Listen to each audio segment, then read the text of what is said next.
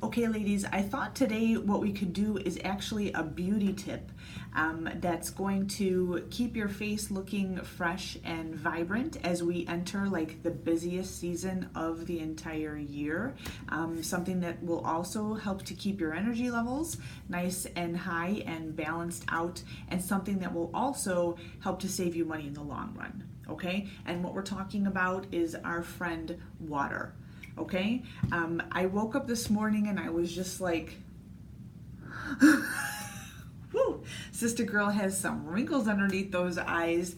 And I know part of it was that I went to bed a little bit late last night, but I know the honest to God truth, and that I've been falling off of my water plan.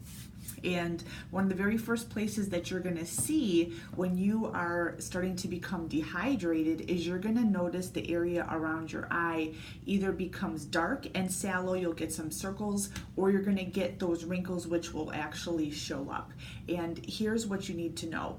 You can buy product all day long. You can buy the best eye cream, you can get injections, you can buy, any sort of cosmetics, your contours, your concealers, and all these things. But if the area itself is actually void of water, those things are not going to have any sense of permanency. It's going to suck up your product. You're going to use a lot more makeup just because your skin is so incredibly dry, and you end up, losing a lot of money, and you end up being very disappointed in the long run. You always have to go and you have to attack the source of the problem, which 9 times out of 10, it's usually water. So here's the analogy for you. Okay, we're going to use food because everybody gets this. So picture, if you would, you have grapes over here and you have raisins over here. They're the exact same food. One just has more water than the other. Right? And that's exactly how your skin is. So if you were to take those raisins and let's say you bought like the best skin cream in the entire world and you were rubbing, this anti-aging serum or your eye cream or whatever on the raisin, is it going to turn into a grape? And of course, the answer is no. It seems like a ridiculous example because the problem is that the raisin doesn't have any water in it. It's a dehydrated grape. And it's the exact same thing that happens with your skin.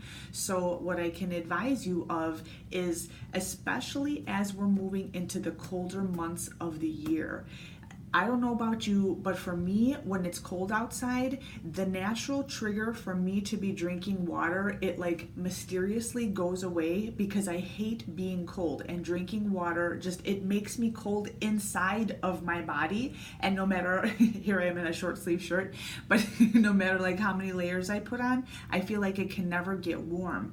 And so for me, that's a big challenge when we enter the winter months, is to stay up on my water game and make sure that I'm doing it consistently throughout the day so that my body can absorb it and then my skin can absorb it. Because then not only does your water intake usually go down, what happens if you're outside, if you live in a place where you have winter time, you usually have not only cold temperatures, but you usually have some sort of gusting winds.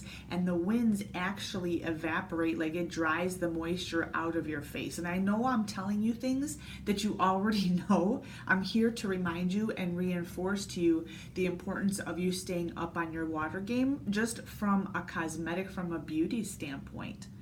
The other thing too is that when it gets cold outside, then we put the heat on. So now you may be in a nice toasty warm environment, but you have water loss because it's so dry inside of there.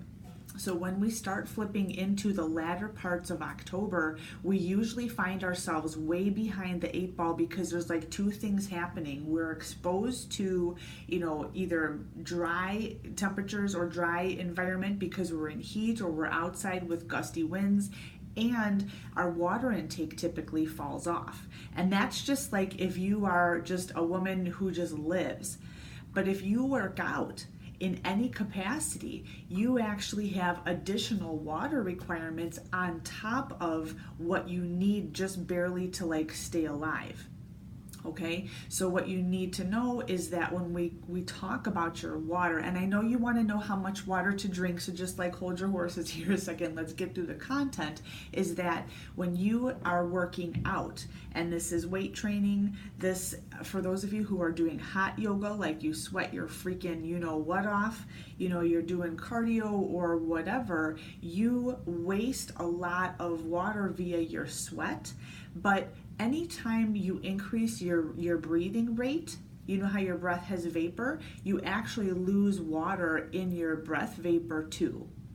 So when you have that high respiratory rate, you know, you can actually have what we call evaporative water loss, and you can become dehydrated from that, okay? So it's another reason to make sure that you're bumping up your water intake during those cold winter months.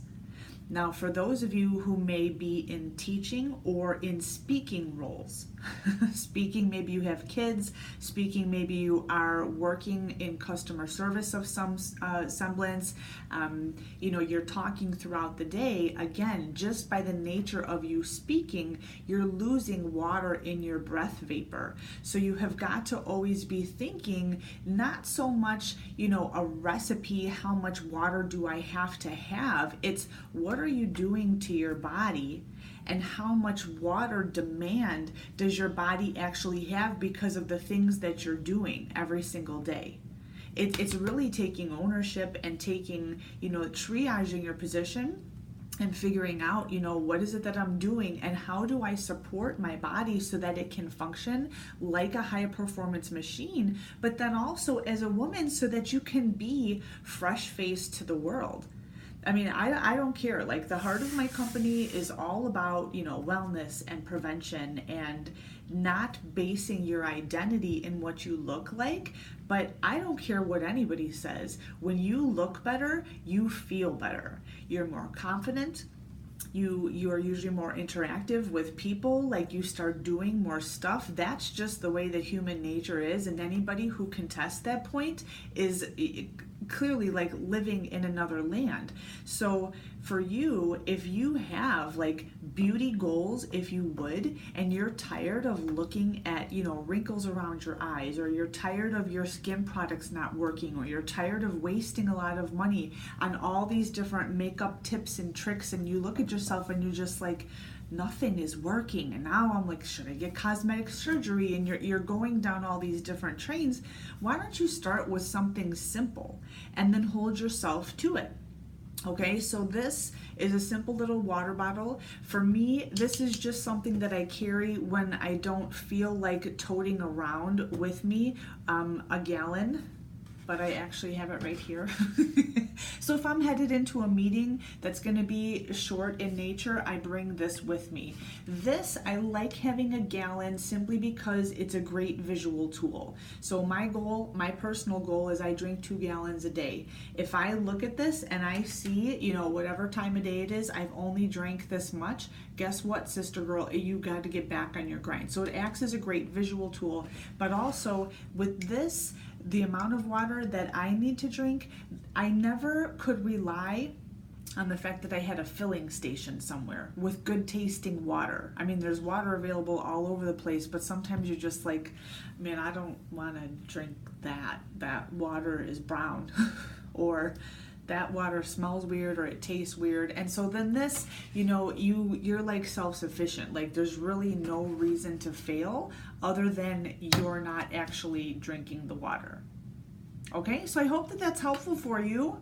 You know, let's make this, you know, next couple months here, we've got an opportunity to remain pretty and actually like what you see in your Christmas pictures, and then start the new year out with a solid set of habits so that if you are going to be doing a New Year's resolution at that point, you're already going to have a solid habit in place that when it comes time to increase your level of activity, it's going to be a no-brainer, and you're naturally going to adjust to increasing your water intake and doing the things that you need to do to support your workouts and get better results. Okay? Have a good day. I'll talk to you.